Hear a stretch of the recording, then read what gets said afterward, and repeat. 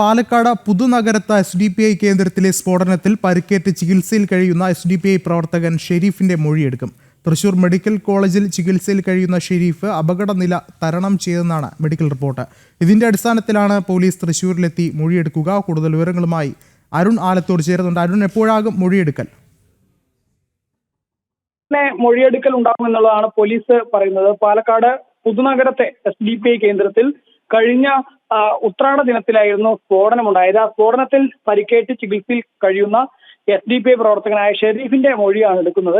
Thrissur medical കോളേജിൽ ചികിത്സയിൽ കഴിയുന്ന ഷെരീഫ് അപകടനില തരണം ചെയ്തതിനാലാണ് മെഡിക്കൽ റിപ്പോർട്ടിൽ പറയുന്നത്. ഇതിന്റെ അടിസ്ഥാനത്തിലാണ് പോലീസ് തൃശൂരിലെത്തി മൊഴിയെടുക്കുന്നത്. ഇതിനായി ചികിത്സിക്കുന്ന ഡോക്ടറുടെ അനുമതിയും പോലീസ് തേടുമെന്നുള്ളതാണ്. മാരക സ്ഫോടക ശേഷിയുള്ള വസ്തു കൊണ്ടുവന്നത് പരിക്കേറ്റ ഷെരീഫാണെന്നാണ് പോലീസിന്റെ കണ്ടെത്തൽ. മാത്രമല്ല, ഷെരീഫിന്റെ വീട്ടിൽ ഇന്നലെ പോലീസ് പരിശോധന നടത്തിയിരുന്നു. ഷെരീഫിന്റെ കയ്യിൽ നിന്ന് വീണ് പൊട്ടിയതാകാമെന്നാണ് പോലീസിന്റെ പ്രാഥമിക നിഗമനം. ഷെരീഫാണെങ്കിൽ സഹോദരിയെ കാണാനാണ് വീട്ടിലെത്തിയത്. ഇയാളുടെ രാഷ്ട്രീയ പശ്ചാത്തലം ഉൾപ്പെടെ പോലീസ് പരിശോധിക്കുന്നുണ്ട് എന്നുള്ളതാണ്. മാത്രമല്ല, സംഭവത്തിൽ മൊഴി നൽകാൻ പരിക്കേറ്റ ഈ ഷെരീഫിന്റെ സഹോദരി വൈമുഖ്യം കാണിക്കുന്ന സാഹചര്യത്തിൽ കൂടെയാണ് ഷെരീഫിന്റെ മൊഴി രേഖപ്പെടുത്താൻ വേണ്ടിയുള്ള ശ്രമം പോലീസ് ആരംഭിച്ചിരിക്കുന്നത്. സംഭവത്തിന് പിന്നിലാണെങ്കിൽ SDPI ആണെന്നും ജില്ലയെ കലാപഭൂമിയാക്കാനുള്ള ശ്രമമാണെന്നും ഒക്കെ നേരത്തെ BJP ആരോപിച്ചിരുന്നു.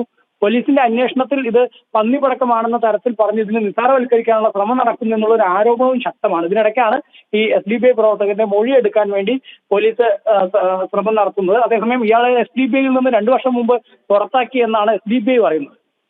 ശരി, അരുൺ ആലത്തൂരാണ് വിവരങ്ങൾ നൽകിയത്.